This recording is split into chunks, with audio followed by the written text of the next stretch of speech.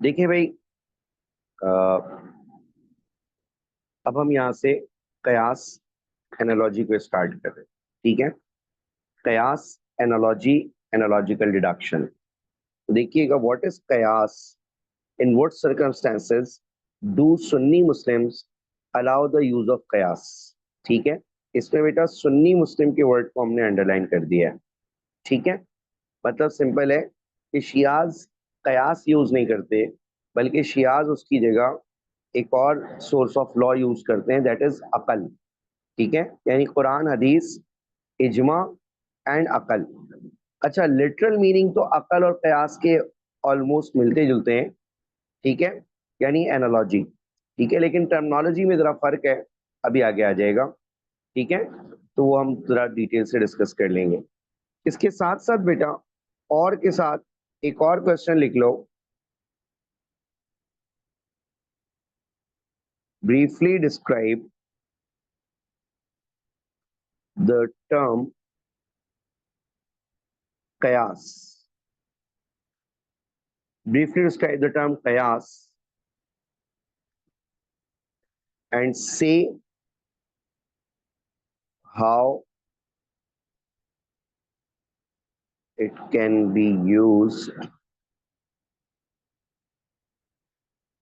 with Quran, Hadith and Ijma. ठीक है, full stop. Give examples. Give example to support your answer.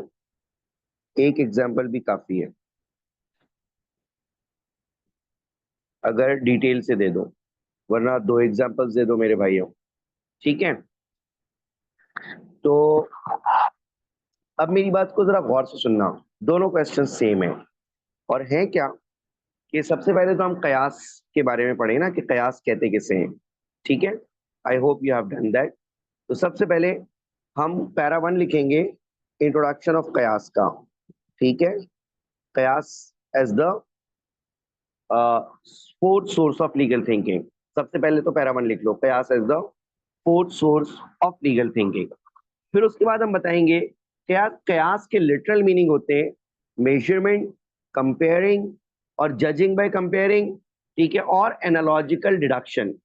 ठीक है बेटे भाई, बहुत गौर से सुनिएगा कि measurement, comparing, judging by comparing या एनालॉजिकल डिडक्शन, ठीक है, को कयास कहा जाता है। मेरे भाई बात जरा गौर से सुनना, बहुत अच्छे से समझना कि मेजरमेंट और कंपेयरिंग का क्या मतलब है। समझो अच्छी अच्छी तरीके से। जब हम किसी दो चीजों को आपस में एक दूसरे से कंपेयर करते हैं, ठीक है, और कोई सिमिलैरिटी निकालने की कोशिश करते हैं, तो दैट इज कॉल्ड कयास। ठीक है, इतनी बात समझ आई। नंबर 2 थिंग समझना मेरे भाइयों, नंबर 2 थिंग समझना कि इस्लामिक टर्मिनोलॉजी में कयास किसे कहते हैं। ये तो लिटरल मीनिंग हो गया ना, कि भाई कयास का word is derived from another Arabic word मिकियास। मिकियास से वर्ड ड्राइव होकर आया है। और मिकियास किसे कहते हैं? तराजू। ठीक है, वो जो जमात इस्लामी वालों का है, तराजू, बैलेंस, ठीक है, उसको कहा जाता है मिकियास। ठीक है मेरे भाई, तो अरबिक में मिकियास। तो देखो, तराजू के अंदर भी एक्चुअल में हम क्या कर रहे होते हैं, हम कंपैरिजन कर रहे होते हैं। हम तराजू की एक साइड पर क्या करते हैं, एक बैलेंस रखते हैं 100, वो 1000 ग्राम का, ठीक है, 1 केजी का, और दूसरी साइड पर हम फ्रूट्स वगैरह रखते हैं। एप्पल रखते हैं, 3 एप्पल रखे, 4 एप्पल रखे, फिर कंपेयर करते हैं, तो ये दोनों बराबर हो गए। ठीक है, और बराबर नहीं हुए तो 1 एप्पल और डाल दो भाई। ठीक है भाई, तो इस तरह से हम कंपेयर कर रहे होते हैं। तो कयास के लिटरल मीनिंग यही होते हैं, कंपैरिजन, ठीक है, मेजरिंग, या फिर जजिंग बाय कंपेयरिंग, या फिर एनालॉजिकल डिडक्शन, सोच समझ के फैसला करना। ठीक है, इस्लामिक टर्मिनोलॉजी में कयास किसे कहते हैं बेटा, ये जरा लिख लो, फिर बहुत तफसील से समझाऊंगा। जरा जल्दी से लिखो, फिर तफसील से समझाऊंगा। इसमें कुछ चीजें मैं ऐड भी करवाऊंगा मेरे भाई। ठीक है, जरा आप जल्दी से लिख लें, बी क्विक। ठीक है, डन।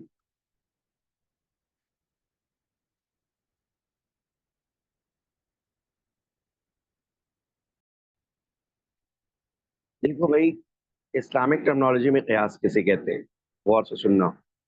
ये reasoning of a highly qualified scholar है, ठीक है।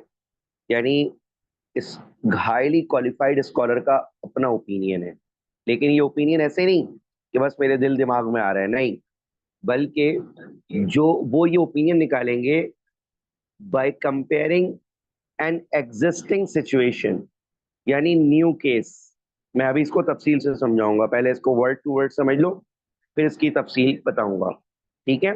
कि by comparing an existing case with one of which the legislation already exists, ठीक है।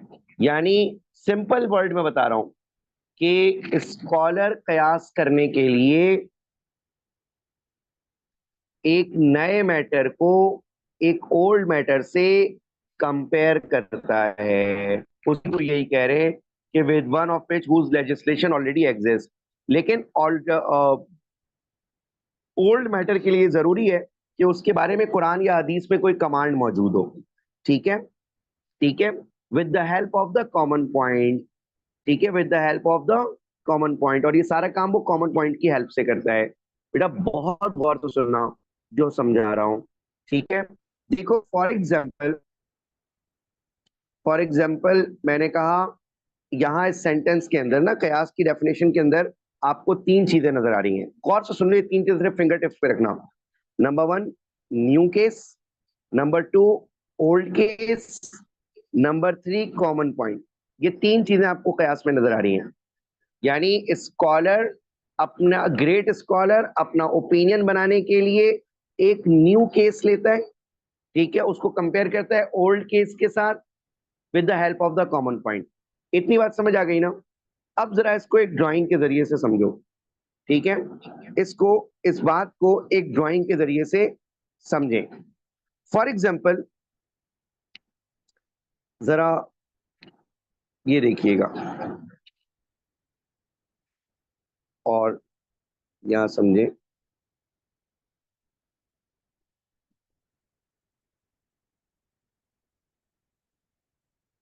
जरा तफसील से सुनना है इसको।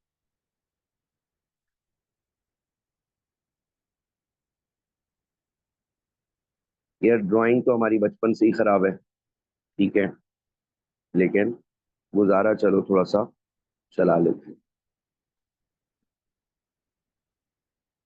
ठीक है। अब देखना,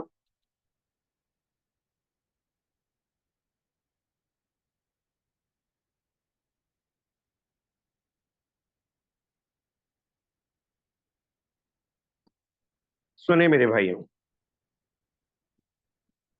देखो यहां पर समझो कि ये हमारे पास है न्यू केस। ये है क्या न्यू केस?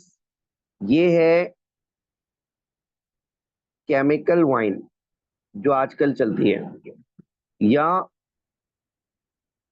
इंटॉक्सिकेंट ड्रग, नींद की गोलियां टाइप की जो होती हैं, ये बॉटल में आती है आजकल ना, जैसे, तो इसका नाम हमने रखा केमिकल वाइन या फिर इंटॉक्सिकेंट ड्रग। और ये क्या है? ये न्यू केस है, ठीक है। अब देखना, होली प्रॉफिट सल्लल्लाहु अलैहि वसल्लम के जमाने में जो वाइन होती थी वो कैसी होती थी, ठीक है। ये हो गया ओल्ड केस। और ये कैसी होती थी?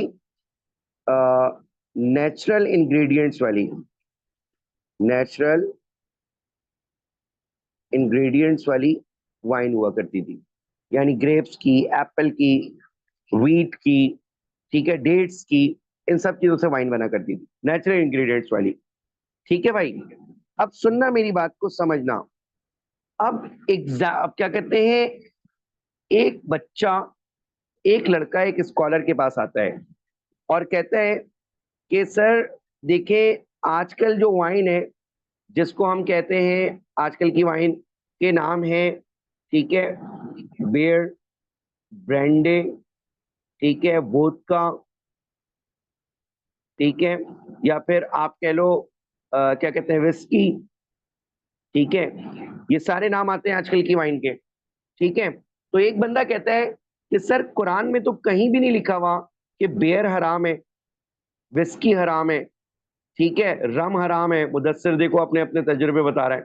ठीक है, रम हराम है। ठीक है, और वोदका हराम है, कुरान में तो कहीं भी नहीं लिखा हुआ।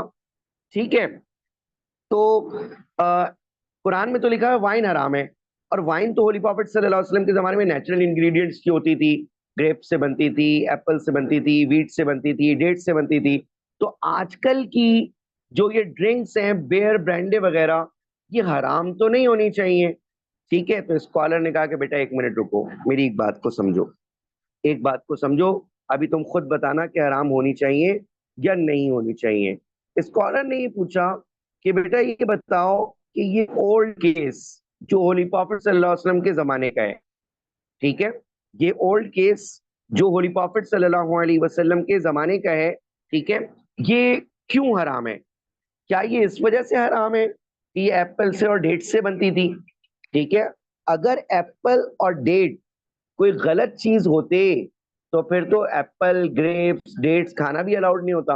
हालांकि डेट्स खाना, उसका जूस तक पीना जायज है। ठीक है, एप्पल खाना, उसका जूस पीना भी जायज है, जिसका नेक्स्ट स्टेप क्या होता है? वाइन। ठीक है, तो गौर से सुनना कि जो है वो क्या कहते हैं, इससे पता लगा कि यार इन चीजों के अंदर, मतलब ये ग्रेप्स में, एप्पल में, वीट में खुद कोई प्रॉब्लम नहीं है। ठीक है, तो फिर इनसे बनी हुई वाइन क्यों हराम है? इनसे बनी हुई वाइन क्यों हराम है? इसी के चक्कर में एक शायर भी कहता है ना, ये मस्ती तेरी अपनी मस्ती है, नशा शराब में होता तो मचलती बोतल। आई बात समझ में? बोतल के अंदर शराब रखी है, वो तो सुकून से खड़ी हुई है। ठीक है, और आप पीते हैं तो इधर उधर टकरे मारते फिरते हैं। ठीक है, तो बहरहाल असल मसला ये नहीं है कि किस चीज से बनी हुई है।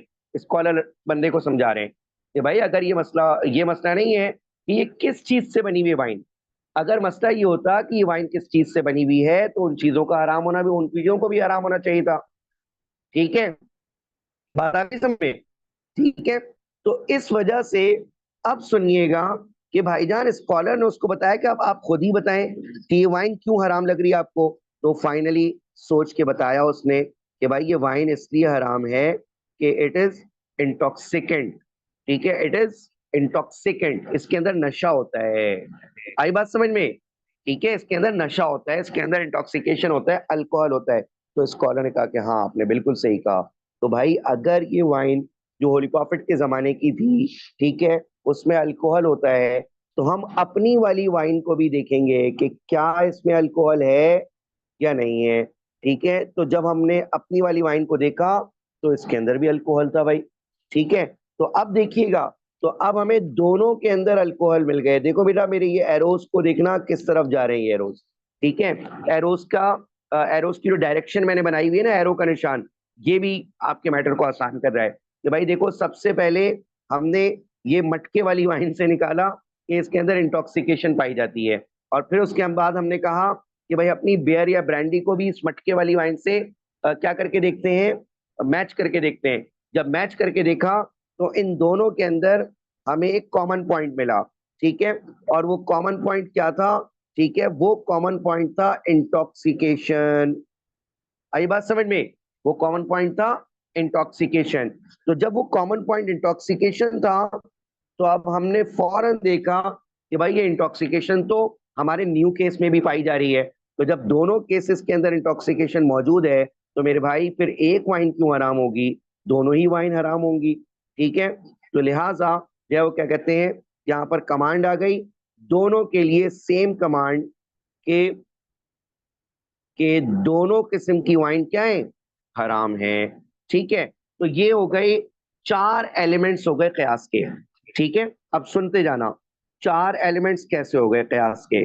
ठीक है, element number one old case. ठीक है, element number two new case. ठीक है, एलिमेंट नंबर थ्री, ठीक है, दैट इज कॉमन पॉइंट। ठीक है, ओल्ड केस, न्यू केस, और बेटा मैं यहां लिख रहा हूं, ठीक है, इट इज कॉल्ड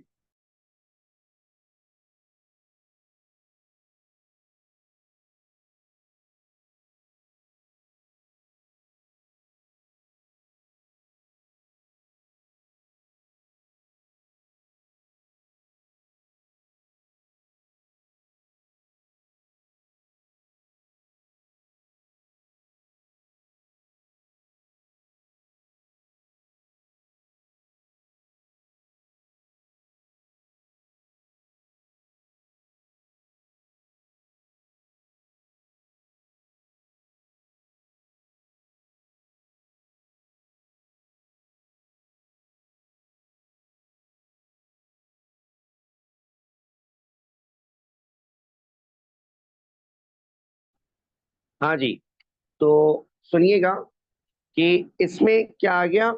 ठीक है, कॉमन पॉइंट। कॉमन पॉइंट किसे कहते हैं? जो सिमिलैरिटी है between old and new case. ठीक है, इस कॉमन पॉइंट के लिए एक वर्ड और यूज हो रहा है, इल्ला। ठीक है मेरे भाई। ठीक है, तो अब सुनना, एक एक वर्ड और भी बताता चलूं। ठीक है, ओल्ड केस के लिए वर्ड यूज होता है असल। ठीक है, और न्यू केस के लिए वर्ड यूज होता है मेरे भाई फरा। ठीक है, न्यू केस के लिए वर्ड यूज होगा मेरे भाई फरा। ठीक है, न्यू केस फरा हो गया, ओल्ड केस असल हो गया, और कॉमन पॉइंट इल्ला हो गया। कॉमन पॉइंट का एक और इंग्लिश नेम है इफेक्टिव कॉज। ठीक है, इफेक्टिव कॉज, यानी जिसकी वजह से कोई चीज हराम या हलाल हो रही है। और फिर उसके बाद हम आ गए मेरे भाइयों, ठीक है, फाइनल डिसीजन के ऊपर, दैट इज कॉल्ड प्रोहिबिटेड। ठीक है, इसको कहा गया है फाइनल डिसीजन। ठीक है, और इसी का अरबिक नेम है अल हुक्म। ठीक है, चार एलिमेंट्स ऑफ कयास हो गए, बहुत इत्मीनान से समझाए हैं। ठीक है, वाइन की एग्जांपल भी समझ आ गई, और चार एलिमेंट्स ऑफ कयास भी समझ आ गए।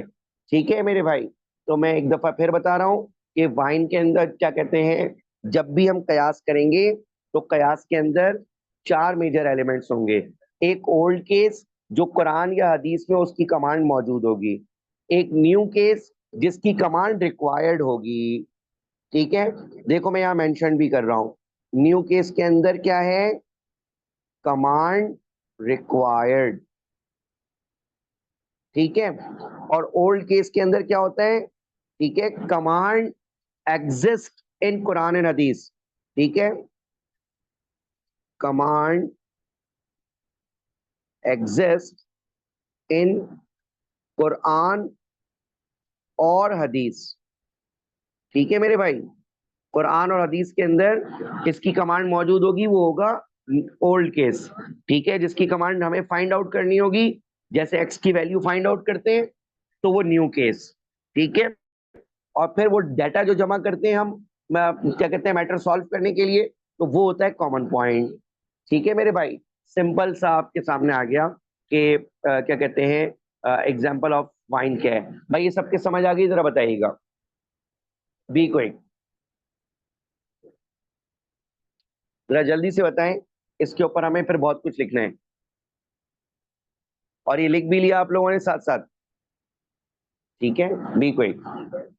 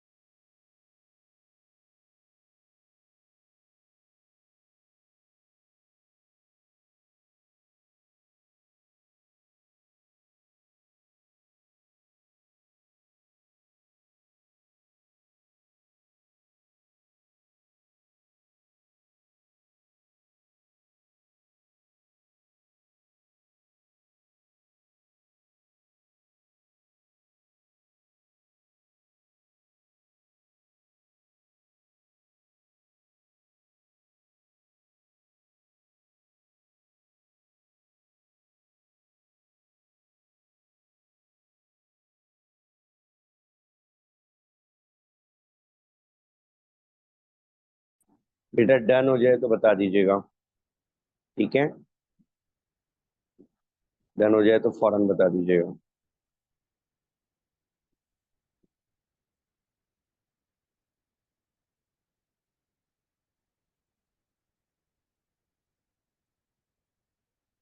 तो ये जो हो गया, वाइन की एग्जांपल भी आपको समझ आ गई ना। अब हम आ रहे हैं अपने उसी क्वेश्चन की कंटिन्यूएशन की तरफ। तो देखो बेटा, कयास के चार एलिमेंट्स हैं, जो मैंने अभी अभी आपको समझाया, जरा जल्दी से लिख लो। ठीक है, जरा जल्दी से लिख लो ये चार एलिमेंट्स ऑफ कयास। ठीक है, ये जल्दी से चार एलिमेंट्स ऑफ कयास लिख लें, बी क्विक। भाई जरा जल्दी लिखना, फोर एलिमेंट्स ऑफ कयास वगैरह, फिर इसको तफसील से समझा दूं। देखो बात इतनी है बेटा, कि ये 4 एलिमेंट्स ऑफ कयास हमने अभी आपको समझाए ना, ठीक है। ओरिजिनल केस जिसकी कमांड कुरान में मौजूद या हदीस में, फरा न्यू केस इल्ला हुक्म, ठीक है। अब ये तो हो गया। अच्छा, हमने ये भी बताया कि कयास कब यूज होता है। It is use when previous sources यानी इजमा वगैरह do not offer the clear guidance, ठीक है, यानी कुरान हदीस इजमा। और सम स्कॉलर्स कहते हैं कि हम कयास के ऊपर ट्रस्ट नहीं कर सकते, जैसे मैंने आपको पहले ही बताया था कि शिया और सुन्नीस का इसमें ऑब्जेक्ट वो है, डिस्प्यूट है। सुन्नीस कहते हैं कि कयास यूज करेंगे, शियास कहते हैं कि नहीं, इसकी जगह अकल ऑफ इमाम को यूज करेंगे, ठीक है। इंडिविजुअल ओपिनियन होने की वजह से इसमें प्रोबेबिलिटी ऑफ मिस्टेक है। तो सुन्नी उसका जवाब देते हैं कि भाई इंडिविजुअल ओपिनियन जरूर है, but it is always based on Quran and हदीस। ऐसा नहीं है कि अपनी तरफ से कोई अपना ओपिनियन दे सकता है, ठीक है। अच्छा, शियाज क्या, अब सुनना, शियाज स्कॉलर्स कहते हैं कि मेथड ऑफ कंपैरिजन जरूरी नहीं है। यानी सुन्नीस कहते हैं भाई मेथड ऑफ कंपैरिजन यानी कुरान और हदीस से कंपेयर करके सोल्यूशन निकालोगे तब एक्सेप्टेबल होगा। और शियाज का कहना ये है कि कंपेयर करना जरूरी नहीं है, जो इमाम ऑफ शियास कह देंगे, ठीक है, वो ऑथेंटिक ही होगा और वो इनफ होगा। आई बात समझ में, उसमें comparison towards the Quran and हदीस नेसेसरी नहीं है। नेक्स्ट थिंग, ये can never disagree with the previous sources of law. भाई प्रीवियस सोर्सेज ऑफ लॉ कौन सी थी, कुरान, हदीस एंड इजमा, ठीक है। इन तीनों में से किसी को भी ये डिसएग्री नहीं कर सकता, ठीक है। क्या मतलब, एनालॉजी कितनी ही देखने में अच्छी लग रही हो, अगर कुरान की वर्ड्स के अगेंस्ट है, ठीक है, तो कुरान की वर्ड्स को ही माना जाएगा, एनालॉजी को उठाकर फेंक दिया जाएगा, ठीक है। नेक्स्ट वेरी इंपॉर्टेंट थिंग, हदीस ऑफ हजरत मुआज इस कॉन्सेप्ट ऑफ कयास को क्या करती है, ठीक है, सपोर्ट करती है। क्या मतलब, हदीस ऑफ हजरत मुआज बिन जबल रजी अल्लाह तआला अन्हु में याद दिला देता हूँ कि होली प्रॉफिट सल्लल्लाहु अलैहि वसल्लम ने मुआज इब्न जबल को यमन का एक इलाके का गवर्नर बनाया। जब उससे भेज रहे थे तो मुआज इब्न जबल से होली प्रॉफिट बहुत मोहब्बत करते थे। होली प्रॉफिट सल्लल्लाहु अलैहि वसल्लम ने मुआज को जाते जाते उनके उनके जो कैमल है ना, उसकी स्ट्रिंग पकड़ ली, ठीक है। और उन्हें अजीब सा लगने लगा कि यार मैं ऊपर बैठा हुआ हूँ, होली प्रॉफिट ने मेरे कैमल की स्ट्रिंग पकड़ ली। नीचे आने लगे, उन्होंने मना किया कि नहीं, आप सल्लल्लाहु अलैहि वसल्लम ने मना किया कि तुम्हें जरूरत नहीं है नीचे आने की, ठीक है। और इसके बाद कैमल की स्ट्रिंग पकड़ी रही, ठीक है। तो फिर फाइनली जब मदीना से बाहर निकल गए होली प्रॉफिट सल्लल्लाहु अलैहि वसल्लम को सी ऑफ करने के लिए, तो ये नीचे उतर कर आए। और जब नीचे उतर कर आए तो इस पर होली प्रॉफिट सल्लल्लाहु अलैहि वसल्लम ने इनसे पूछा, कई फतक दिया माज, माज तुम जा रहे हो, पहले तो हमारे साथ रहते थे। देखो माज से इतनी मोहब्बत करते थे, एक दफा इनको कहा भी था, ठीक है, ओहिब्बुका या माज, ओ माय डियर माज, ठीक है, I love you. Holy prophet सल्लल्लाहु अलैहि वसल्लम ने को कहा था, आप अंदाजा लगाएं, ठीक है। तो हजरत मुआज रजी अल्लाह तआला अन्हु होली प्रॉफिट के बड़े जबरदस्त कंपेनियन थे, ठीक है, बहुत बड़े सरदार भी थे। तो आप सल्लल्लाहु अलैहि वसल्लम ने पूछा कि मुआज, तो जब तक तो तुम मदीना में थे जो मैटर होता था हमसे पूछ लेते थे, अब तो तुम मदीना से बहुत दूर यमन जा रहे हो, तो वहां कैसे मैटर को डिसाइड करोगे। हजरत मुआज इब्न जबल ने कहा, बि किताब अल्लाह, क्या रसूल अल्लाह, अल्लाह ताला की किताब से मैटर को डिसाइड करूंगा। होली प्रॉफिट सल्लल्लाहु अलैहि वसल्लम ने पूछा, इन लम तजिद फीही, if you do not find in the book of Allah, ठीक है, then what would you do. तो ही रिप्लाइड के फबी सुन्नति रसूल ही, कि मैं आपकी सुन्नतों से, जो मैंने सारी जिंदगी सीखा आपसे, उससे मैटर को रिजॉल्व करूंगा। आप सल्लल्लाहु अलैहि वसल्लम ने फिर वही कहा, if you do not find in it, इसका मतलब क्या है, if you do not find in it का सिंपल सा मतलब है कि भाई बहुत सारी चीजें ऐसी होंगी जो डायरेक्टली कुरान और हदीस में सॉल्व नहीं होंगी, बल्कि उसका सोल्यूशन एक्सट्रैक्ट करके निकालना पड़ेगा, ठीक है। तो इस पर हजरत आप सल्लल्लाहु अलैहि वसल्लम ने जब ये पूछा कि if you do not find even in the Quran and हदीस बोथ, देन हजरत मुआज इब्न जबल रिप्लाइड, अजतहिदु बिरअयी, मैं अपने एनालॉजिकल डिडक्शन से, यानी अपनी सोच और फिक्र से गौर फिक्र करके फैसला करूंगा। दैट इज कॉल्ड कयास। इस हदीस में इजमा नहीं है मेरे भाई। क्यों, क्योंकि भाईजान मुआज इब्न जबल अकेले जा रहे थे, इजमा कर ही नहीं सकते थे, ठीक है। वहां जाएंगे, फर्दर लोग कन्वर्ट होंगे या स्कॉलर्स होंगे, ठीक है, तो इजमा होगा। इससे एक और बात पता लगी कि इजमा और कयास दोनों करने के लिए स्कॉलर्स का ही होना जरूरी है, ठीक है। इज इट क्लियर, वरना यमन के अंदर रहने वाले मुसलमानों के साथ मिलकर भी ये इजमा कर सकते थे, लेकिन उन्होंने इजमा को डिस्कस नहीं किया, ठीक है मेरे भाई। तो इससे एक बात पता लग गई कि कुरान, हदीस और कयास, ठीक है, जब भी कुरान हदीस और कयास का लिंक आएगा तो ये वाली हदीस जरूर लिखेंगे हम अपने वर्ड्स के अंदर। और आपने देखा है क्वेश्चन जो कयास का मैंने आपको लिखवाया है, उसके अंदर कुरान हदीस और कयास का लिंक मौजूद है, रिक्वायर्ड है। ठीक है, कहीं सर्कमस्टेंसेस के नाम से और कहीं जो है क्या कहते हैं, how is it used with Quran हदीस एंड इजमा। ठीक है मेरे भाई, वर्ड टू वर्ड लिखना शायद जरूरी नहीं है, आप अपने वर्ड्स में भी ये बड़ी हदीस से एक्सप्लेन कर दोगे, दैट विल बी इनफ। ठीक है, और ये वाला सेंटेंस जो है ना इस बड़ी हदीस का, ये अगर वर्ड टू वर्ड याद कर लो तो बेहतर है। ठीक है, I will exert my self to form my own judgement, मैं बहुत मेहनत कोशिश करके अपना जजमेंट फॉर्म करने की कोशिश करूंगा। ठीक है, थ्रू कुरान एंड हदीस। तो अब मेरी बात समझना मेरे भाइयों, इसी तरह हम यहाँ पर ये भी लिख लें, लिख लो होली कुरान सेज। ठीक है, लिख लो holy Quran says in the support of कयास। ठीक है, holy Quran says in the support of कयास। ठीक है, क्या सेज करता है, लिख लो बेटा, and take admonition, and take admonition O you who, O you who with insight। ठीक है, and take admonition O यूहू with insight, यानी ए अकल मालो। ठीक है, अकल और समझ रखने वालों, अपनी अकल और समझ से फैसला करो। ठीक है, फातबिरू या उलिल अबसौर। ठीक है, ये ट्रांसलेशन मैंने आपको इसी की बताई, ए अकल रखने वालों, अपनी अकल और समझ से भी तो फैसला करो। तो अकल और समझ से फैसला करने का नाम ही कयास होता है। ठीक है, तो इसलिए Quran itself orders to use the qiyas, hadith itself orders to use the qiyas, but इसकी स्ट्रिक्ट कंडीशंस हैं जो अभी आगे आ रही हैं। सबसे पहले तो ये पैरा 2 की हेडिंग डालो। ठीक है, एंड टेक एडमोनिशन, ये लिखें, and A N D and, take admonition O you, O you who, O you who with insight, SIGHT वाला। ठीक है, यानी ए अकलमंदों, अपनी अकल से फैसला करो, and take admonition O you who with insight. ठीक है मेरे भाई, ये हो गया। अब आ जाओ, अगर जल्दी से पैरा 2 का हेड लिखो। ठीक है, and take admonition O you with insight. ठीक है, पैरा 3 का हेड लिखे जल्दी से। और सर्कमस्टेंसेस ऑफ कयास का मतलब क्या होता है, सिंपल वही मतलब, सिचुएशंस अंडर विच कयास becomes allowed।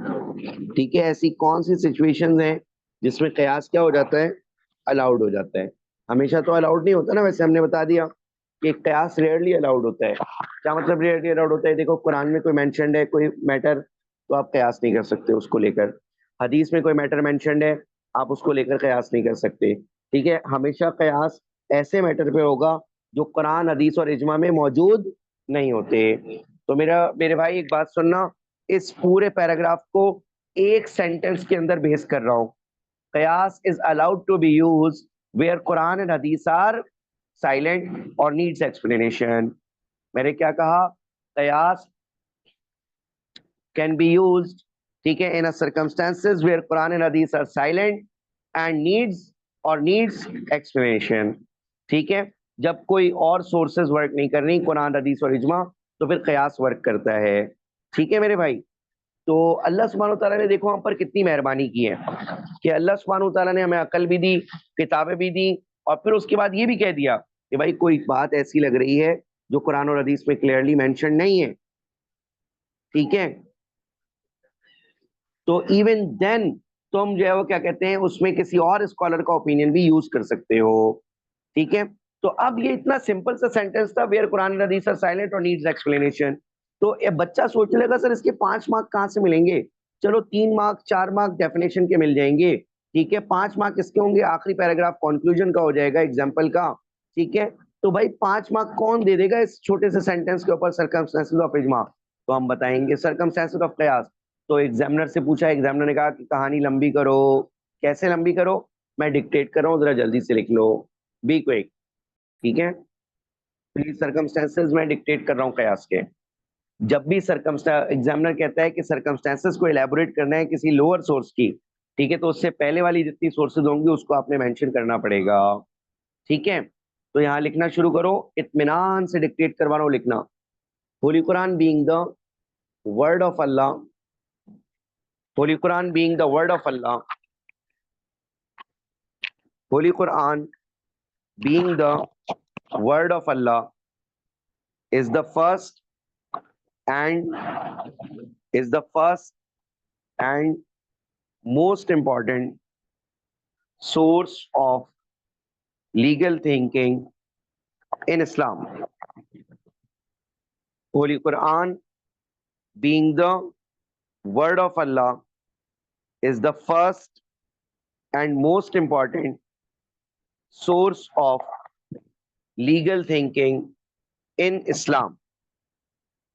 It covers all dimensions. It covers all dimensions of human life. It covers all dimensions of human life that are economical,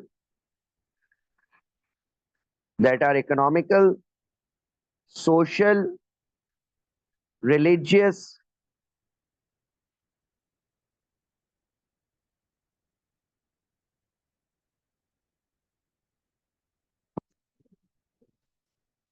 economical, social, religious, moral, legal, etc. However, in some situations, however, in some situations, both, however, in some situations, Quran remains silent. Quran remains silent or needs explanations. However, in some situations, Quran remains silent or needs explanation. Then, then Hadith comes up. Then Hadith comes up and add up the explanation to it. Then Hadith comes up and add up the explanation to it. The explanation to it as the second source of law. As the second source of law. Hadith are the words, actions, and silent approvals. Hadith are the words, Hadith are the words, actions, Hadith are the words, actions, and silent approvals of Prophet, peace be upon him. ठीक है? Hadith are the words, actions, and silent approvals of Prophet, peace be upon him. However, in some circumstances, both Quran and Hadith, however, in some circumstances, both Quran and Hadith remain silent. Both Quran and Hadith remain silent or need explanation. Or need explanation. Then ijma is allowed as the third source of legal thinking. Then ijma is allowed as the third source of legal thinking. However, in some circumstances,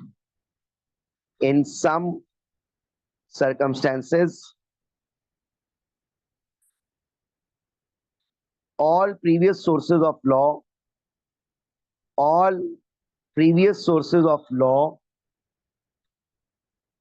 all previous sources of law remain silent or do not offer or do not offer clear guidance. ठीक है, do not offer clear guidance, then qiyas is allowed. Then qiyas is allowed as the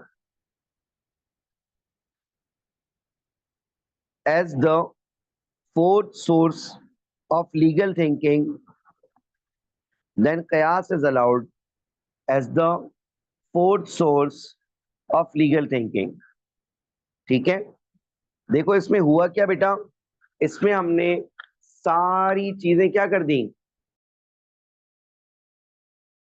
इसमें हमने सारी चीजें combine कर दी, क्योंकि जब भी किसी लोअर सोर्स का क्वेश्चन आएगा सर्कमस्टेंसेस का, तो उससे पहले वाली जितनी भी सोर्सेज होंगी उसको मेंशन करना पड़ेगा। ठीक है, तो अब कयास सबसे लोएस्ट सोर्स है, पहला कुरान है, फिर हदीस है, फिर इजमा है। ठीक है, और फिर उसके बाद कयास है। तो अब कयास क्योंकि सबसे लोअर सोर्स है ना, तो लोअर सोर्स होने की वजह से जब कयास के सर्कमस्टेंसेस आएंगे तो उसमें कुरान, हदीस और इजमा तीनों को डिस्कस करना पड़ेगा। मैंने इजमा के बारे में बताया था कि लिखो कि देन इजमा is allowed as the third source of legal thinking in Islam. It is the agreement of believers on a point of faith or action. It is the agreement of believers on a point of faith or action. ठीक है, it is the agreement of believers on a point of faith or actions. ठीक है, तो अब जरा समझना, उसके बाद मैंने लिखवाया कि देन कयास is allowed as the fourth source of legal thinking in Islam. ठीक है, साथ साथ कंटिन्यू करें, डिक्टेशन कंटिन्यू करें। कयास is the analogical deduction of a highly qualified scholar of law. ठीक है, कयास is the analogical deduction of a highly qualified scholar of law. ठीक है, it can never go against the Quran, the Hadith and the Ijma. It can never go against the Quran, the Hadith and the Ijma. Rather, it always depends on them. Rather, it always depends on them.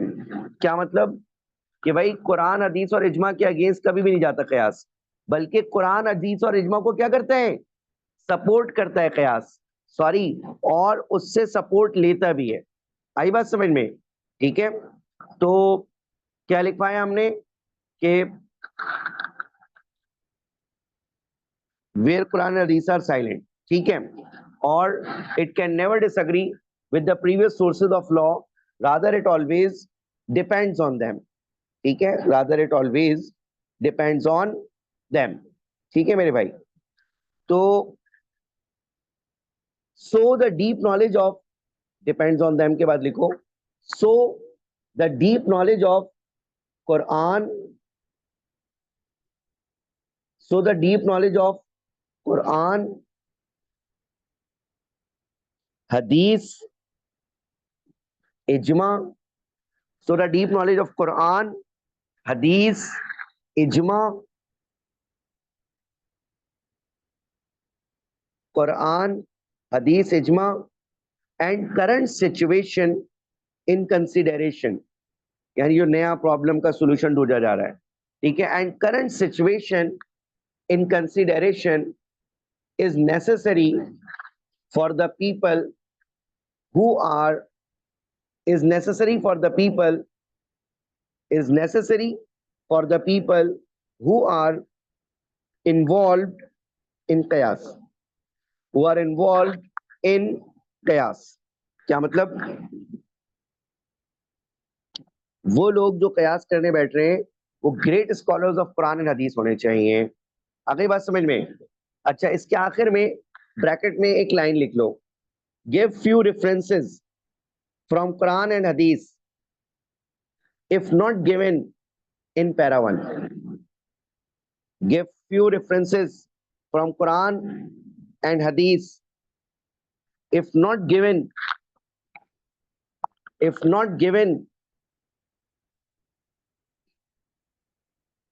in para 1. अच्छा, हमने para 1 के अंदर तो 2-3 हदीसें लिख ली थी ना भाई, ठीक है, तो वही काफी हो जाएंगी। ठीक है मेरे भाई, तो ये हो गया हमारा कयास का सेकंड पैराग्राफ। फोर्थ पैराग्राफ, ठीक है, फोर्थ पैराग्राफ में टॉपिक लिखे, मैं लिखवा रहा हूँ, ठीक है, फोर्थ पैराग्राफ में लिख लो, बल्कि थर्ड पैराग्राफ होगा ना।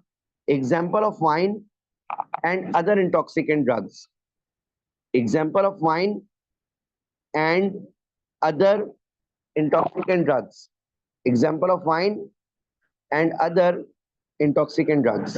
ठीक है भाई, ये वाइन और अदर इंटॉक्सिकेंट ड्रग्स तो मैंने बहुत तफसील से समझा दिया ना, तो यहाँ पर कयास का ये टॉपिक, एक टॉपिक खत्म हो गया, बी कोई। ठीक है भाई, तो मैंने आपको क्या कहा कि हमने प्रीवियस आंसर यहाँ पे लाके खत्म कर दिया था। ठीक है, कहाँ पर, सर्कमस्टेंसेस और उसके बाद एग्जाम्पल के ऊपर। ठीक है, अब हम उसी को कंटिन्यू कर रहे हैं। ठीक है, जरा जल्दी से पार्ट भी लिखिएगा। हाँ, इजमा और कयास के सेपरेट अलग अलग क्वेश्चन तो आते हैं, कयास का ये चल रहा है, इजमा का इससे पहले भी आया हुआ है। ठीक है मेरे भाई, बी कोई 2009 में जो इजमा का वो कयास का क्वेश्चन आया था अलग से। ठीक है, और उसके बाद अभी भी कितनी दफा रिपीट हुआ है, अलग अलग, सॉरी 9 नहीं 19। ठीक है, तो अलग अलग टाइम्स पे, ठीक है, अलग अलग क्वेश्चंस आते रहते हैं, और इसलिए मैंने 10 मार्क के क्वेश्चन सारे करवा दिए आपको। ठीक है, अभी भी चल रहे हैं। क्वेश्चन में सिंपली ये पूछा जा रहा है मेरे भाइयों, कि देखो, why do you think some scholars do not favour the use of qiyas या रिजेक्ट्स द कयास। तो सबसे पहले हम बता देंगे कौन से स्कॉलर्स नहीं एक्सेप्ट करते, तो वो शिया स्कॉलर्स हैं, क्योंकि वो इसकी जगह एक और चीज यूज करते हैं जिसमें एनालॉजी यूज हो रही होती है, अकल। ठीक है, नंबर 2, वो कहते हैं कि भाई कयास इज द कंपैरिजन, और कंपैरिजन कभी राइट हो जाता है, कभी रॉन्ग हो जाता है। ठीक है, तो इस वजह से हम इसको नहीं मानते।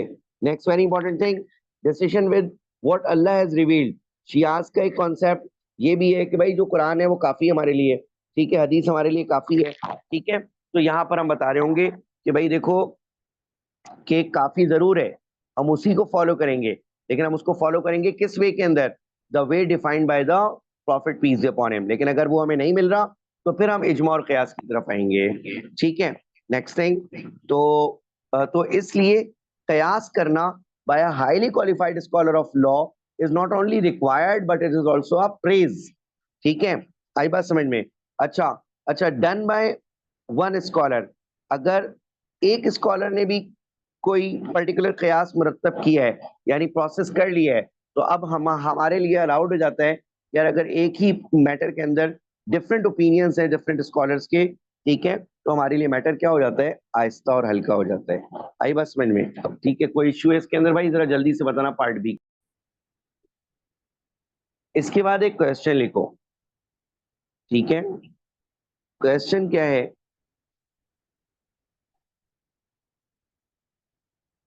पार्ट ए, प्रैक्टिस क्वेश्चन है।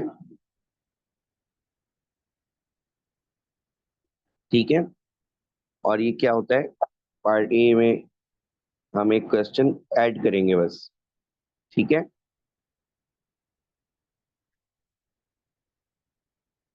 बस क्लास थोड़ी देर में खत्म होने वाली है, पहले ये क्वेश्चन ऐड करने दो।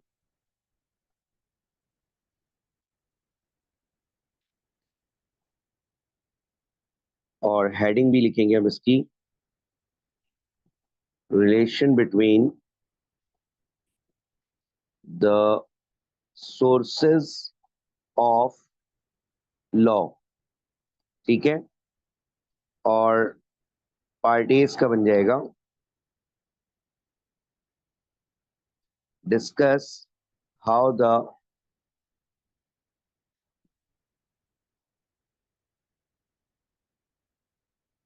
Four main sources of law are used together. ठीक है, discuss how the four main sources of law are use together. ठीक है, ये 10 मार्क का क्वेश्चन कभी ऐसे भी आ जाता है। तो बेटा देखो, इसमें पैरा वन, घबराना नहीं है। सबसे पहले पैरा वन आ गया, इंट्रो ऑफ कुरान कंप्लीट, उस दिन वाला introduction of Quran as the first source of law. ठीक है, para two, hadith as the second source of law. बेटा गौर से सुनिएगा, hadith as the second source of law. ठीक है, और प्लस करके लिख लेना एग्जाम्पल्स। ठीक है मेरे भाई, अच्छा, यानी वो सलाह ज़कात वाली जो एग्जाम्पल है। ठीक है, सेकंड अज़ान और जुमा वाली। ठीक है, नंबर 3, और अब जो है वो ये आएंगे सर्क्यूमेम्बुलेशन, या नंबर पैरा नंबर 3 के अंदर अब वो सर्क्यूमेम्बुलेशन यानी सर्किट्स ऑफ तवाफ को कंप्लीट करने आएंगे। ठीक है मेरे भाई, सॉरी सॉरी, वो तवाफ नहीं, बल्कि अगर कुरान और हदीस के अंदर कोई भी चीज मेंशन नहीं होगी, वो तवाफ वाली एक्चुअल में एक एग्जांपल है जो यहाँ मर्ज हो गई। कोई भी चीज जो कुरान और हदीस में मेंशन नहीं होगी, ठीक है, तो वो फिर इजमा में सॉल्व होगी। तो हम यहाँ पे लिख देंगे इजमा एज द थर्ड सोर्स। ठीक है, और प्लस करके एग्जाम्पल कौन सी लिखोगे? ठीक है, आप एग्जाम्पल वो लिख दो, तरावी वाली लिख दो। ठीक है, तरावी वाली लिख दो, या कोई भी और एग्जाम्पल लिख सकते हो इजमा की। और पैरा 4 कयास।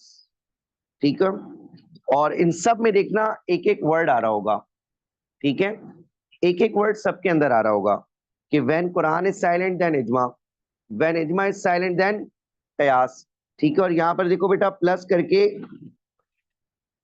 Example of wine and other intoxicant drugs. मैंने ये लिखा है बेटा, example of wine and other intoxicant drugs. ठीक है, example of wine and other intoxicant drugs. ठीक है भाई, ये लिख नोट लिखो, whenever whenever, नोट लिखो, अब तो आ रही प्रॉपर वॉइस। ठीक है, एक नोट लिखो, whenever two or more sources, whenever two or more sources are used together, ठीक है, are used together, whenever two or more sources are used together in working out the Islamic law, in working out the Islamic law, whenever two or more sources are used together in working out the Islamic law, in working out the Islamic law, it is called relation between the sources. It is called relation between the sources.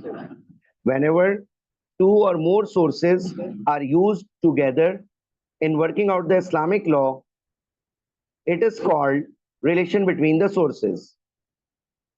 For example, Quran orders, for example, Quran orders to perform the prayer.